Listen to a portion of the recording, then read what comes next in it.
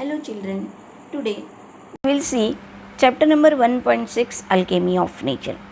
Do you know alchemy? Alchemy means magic and power of nature. Raksha Vardiya has started this lesson, very famous 4 lines of William Blake. To see a world in a grain of sand and a heaven in a wildflower. In a grain of sand, total world is included and heaven in a wildflower. Just a wildflower blossom and it changes into beauty. Hold infinity. Infinity is in our hand and eternity in an hour. Within an hour, eternity is lying there. Most of the examples are taken in this lesson. Just we need the time and open our eyes to see that. Just हमें समय चाहिए और देखने के लिए आँखें चाहिए कि कितना कुछ हम नेचर से सीख सकते हैं. We instinctively turn to outdoor activities and a nature as a way of relaxing and enhancing. Just this is our natural instinct. If we step out, if we see the outdoor activities, what will happen? We will see the nature gives us relax. It enhances our life. It keeps us healthy. It gives well-being to us. And it enhancing and well-being. Nature soothes and nurtures. Nature gives us calmness. वह हमें शांति देता है, हमारा पोषण करता है. Most of the things we learn in that small classes कि nature gives us all that things which we need to live alive. The same thing nature whispers and commands. Nature कुछ whispers भी करता है और कुछ commands भी देता है. If we see the examples given by the writer, we will learn more and more. Just see, writer is asking, are you listening? ये लेखक हमें क्वेश्चन कर रहा है, क्या तुम सुन रहे हो? मैंने तो सुना है, मैंने भी देखा है, मैंने अनुभव किया है, ऐसा राइटर बता रहे. When I do it leaves me in complete awe. लेखक कहते हैं कि जब मैंने यह देखा तब मैं कंप्लीट एव में रहा, वंडर में रहा और अमेजमेंट में रहा. We have a hibiscus plant. लेखक बताते हैं, देखो, he has a hibiscus plant in his garden. Hibiscus का एक प्लांट था, जासवन का फूल आपने देखा होगा.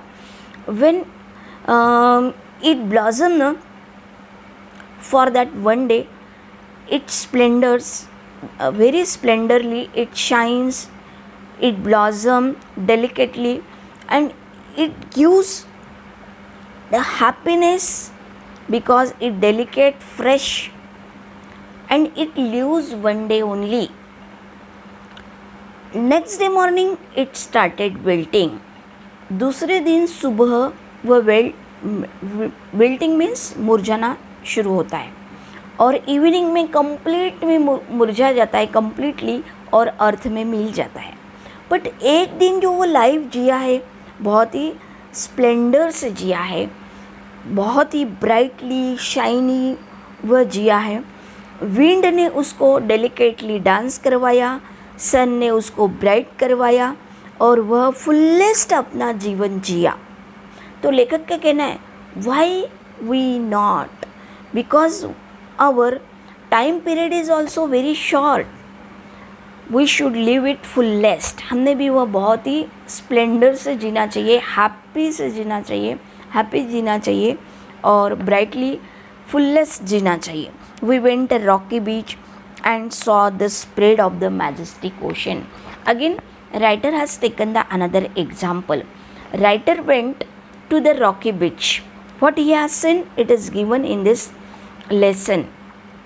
You know, water is by nature very gentle and soft, but till it can erode the hard rock.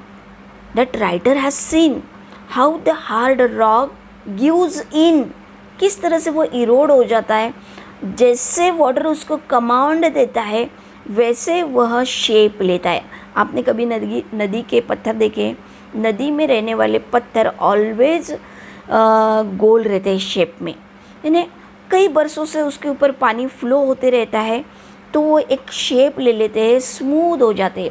इसी तरह से रॉकी बीच के जो पत्थर रहते हैं वह भी एक शेप लेते हैं, आकार लेते हैं। यह हमें नेचर से देखने मिलता है कि नेचर किस तरह से कमांड दे रहा है, उस तरह से हार्ड रॉक भी चेंज होने लगता है। Then our problems are so colossal. अब राइटर कह रहा है कि वाई वी नॉट, हमारे प्रॉब्लम्स कितने भी कोलोसल हो, कितने भी डिफ़िकल्ट हो, अगर हम उसको परसिस्ट करते हैं, अगर हम उसका पीछा पुराते हैं तो व्हाट विल हैपन, हम उसको सॉल्व कर सकते हैं, हम उसको शेप दे सकते हैं। We saw a small bits of grass peeping through the small crack in a concrete pavement.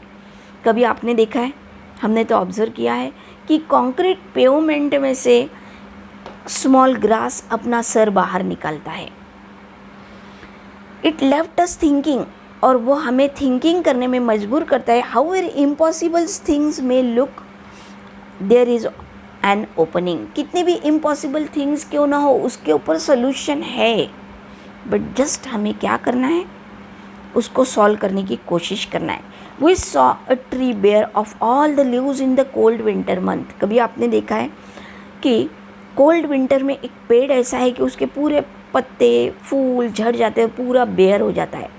हमें ऐसा लगता है कि अब इसका चैप्टर क्लोज हो गया, बट ऐसा नहीं है। जैसे ही स्प्रिंग आता है, back to the its green majesty once again, फिर से वह पेड़ फलने लगता है, फूलने लगता है, उसको पत्ते आते हैं, बाहर आती है, फिर से चिड़िया उसमें अपने घोंसले बनाती है, पंछी चहचहाने लगते हैं।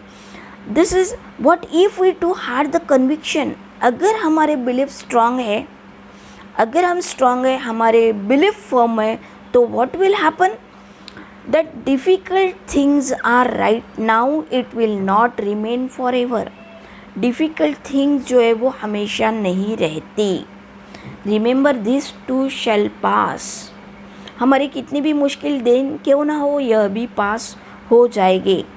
We saw another example writer has taken. We saw an army of ants lugging a fly which was at least 10 times ant size.